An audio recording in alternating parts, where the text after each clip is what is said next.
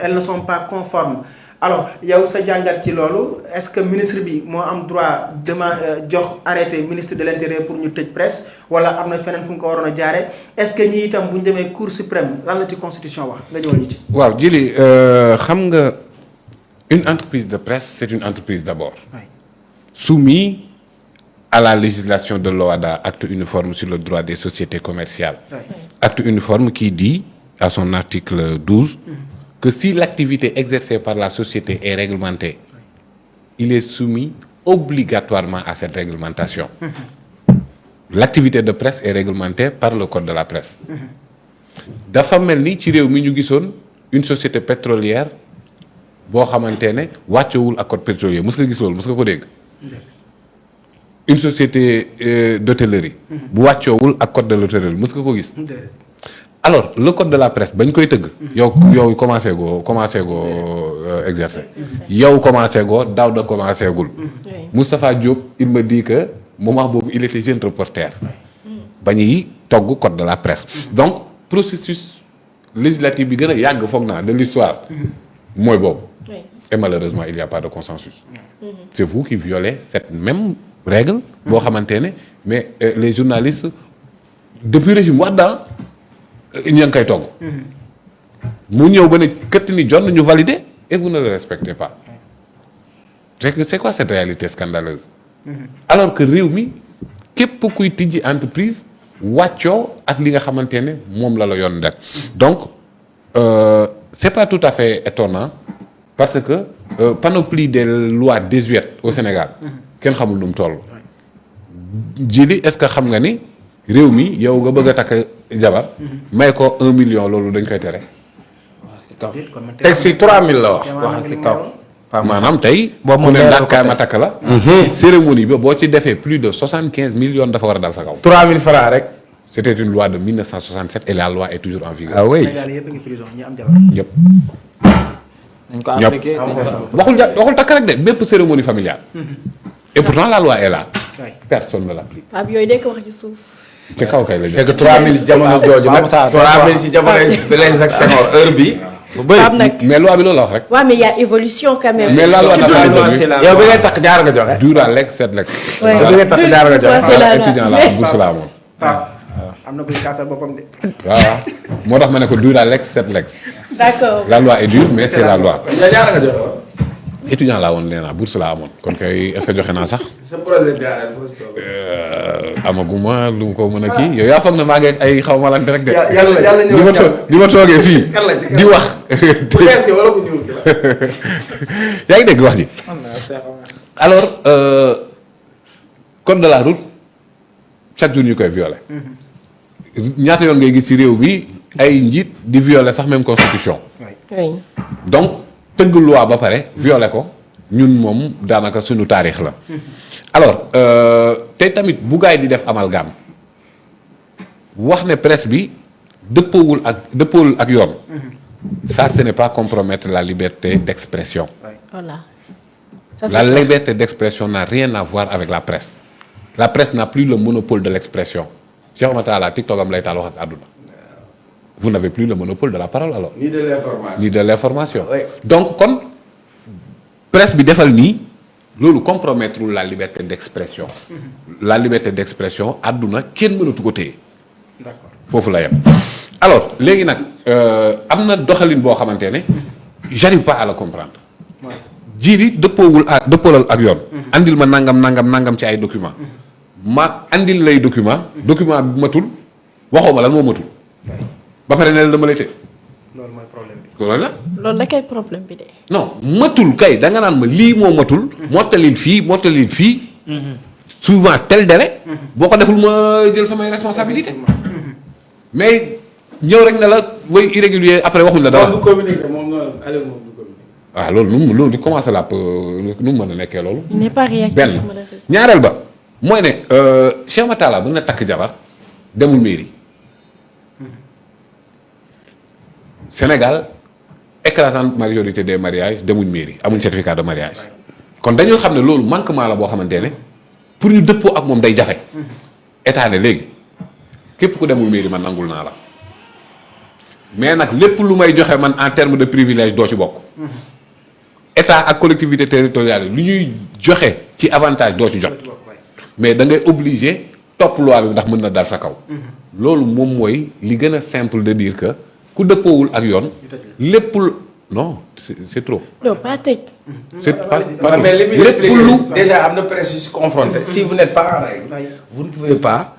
Fonds d'appui de la fonds presse d'appui à la presse. Fonds d'appui de la presse. mais pourtant le code de la presse l'a dit. Et c'est ça. mu ne la yow boo wàccoowul ak ses obligations administratives oui. fiscales tax mënoo jot ci code de la presse le fonds d'appui de la presse le fonds. mënoo ci am te doo am te mënoo convention. am convention C'est te ça. andiwoo quitus fiscal effectivement. mais loolu sanction la oui. le fait que ñu ne mariage bi demul ñu constaté ko à la mairie lépp luy état di def en termes de reconnaissance bokkoo ci bu doon séddale ceeb doo ci bokk. sanction la oui. mais doy na parce que am na la benn. xam nga la moo tax soo takkee soxna nga nekk fonctionnaire amoo certificat de mariage. oui. les dagg impôts yi ñu dagg célibataire yi. maanaam da ngay subir da nga koy subir Oui. te doo bénéficier des avantages sanction boobu pour man doy na ci organe de presse yi nangoowul dëppoo xam nga la moo waral loolu madame Aïssatou Diop Fall mën nga ko tere mu tijji compte TikTok yow déedéet di invité Karim Xrum Xax kooku ko tere kooku mën tere kenn état daf ci mën dara déedéet est-ce que ce n'est pas une diffusion oui effectivement. production de contenu sax. production de contenu la kenn mënu ci dara donc kon da ngay mën a comprendre ne enjeu yi fi muy toll ak àdduna fi muy toll dafa am loo xamante ne kenn mënu koo maîtriser à 100% parce que c'est l'ère des réseaux sociaux n'est-ce pas am na benn député bu may naan mais non pourquoi question écrite à un ministre war a mën a dem ci Facebook bi ma ne ko Facebook bi moom mooy jamono di yow it mbedd mi mooy mbedd. non day dem foofu demal fépp ci àdduna dafay dem waay.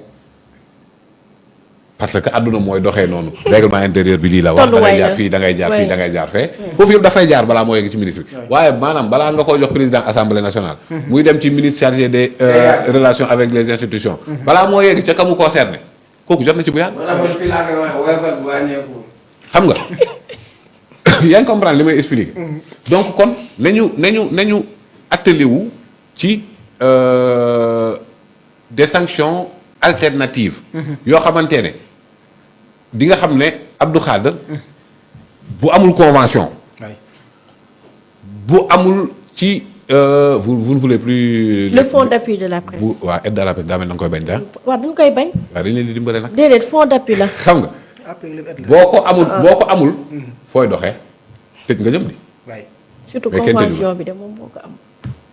te tëju nga te kenn tëju la alors maintenant aide à la presse boobu aussi. am na ñoo xam am ci ak ñàkk ci la ñamale. ndax ñun mosuñu see am ci ñu ngi fay suñu employé.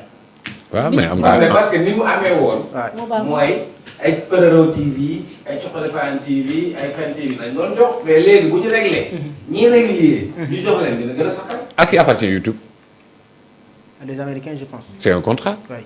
da nga foog ne la chaîne YouTube Feeling Dakar da ngaa yeew rek mu doon lool non non. am na foo jaar bañ la mën a fay c'est comme si respecter seen ay politique ñoom. oui conformé wu. c'est comme temps yu Macky Sall yeewoon na day réguler les réseaux sociaux ma ne ko peut-être il a une convention avec Mark Zuckerberg loolu ñuy coupé internet. non loolu sax garaawul coupé bi garaaw mais lii Pape Moussa di wax nii waxoon na ko fi. il va coopérer avec Mark Zuckerberg Ouais. le gars là il est ba pare il est législation américaine la nag. il est dans un libertinage boo xamante ne soo ko nee da ngay compromettre la liberté de ces gars que peu importe leur contenu moom yoonam neew ci ah. boo bindee góor jigéen sax. waaw même waa code de la presse. waaw. boo waxee góor jigéen ñu Moussa kii wax la. si moo ne ma talaa mu jël kenn du fa wax. waaye ci sunu code de la presse bi. Ouais. dañu ko interdire. waaw waaw. boo war Ouais. nga wax góor jigéen ñun. vous voyez donc loolu noonu yëpp jàpp naa ne ay mécanismes alternatifs yoo xamante ne la boo ko tegee gars yi dinañ kii léegi nag les dérapages dans les réseaux sociaux waay. ci médias yi ce n'est pas l'affaire du ministre de la communication waay. mais du ministre de la justice ay infractions lañ fay def voilà. ici à Feeling Dakar quand Daouda Djigal fait une infraction tu l'appelles complicité où est le directeur de Feeling Dakar viens complicité. yéen a ko permettre mu diviser une infraction. oui. donc yooyu noonu foog naa ne ay mécanismes de régulation yoo xamante ne la. efficace mais ça tambour ni trompette. comme si une société pétrolière venait au Sénégal wàccewul ak fisc jaarul ci notaire. demul impôt et domaine demul APIX wala lan après ne de woy day commencer doxal di exploiter loolu dafa mën a nekk. donc mooy secteur bi nga xamante ne vous il faut le revoir benn mais attention la presse n'appartient pas aux journalistes. surtout ça. Et voilà donc qui est journaliste qui ne l'est pas. en tout Non. cas ensemble la en fait. Cheikh Omar dans le monde léegi chroniqueurs yi ñooy ëpp journalistes yi ci médias yi. oui. dans le monde mais c'est quoi un chroniqueur finalement.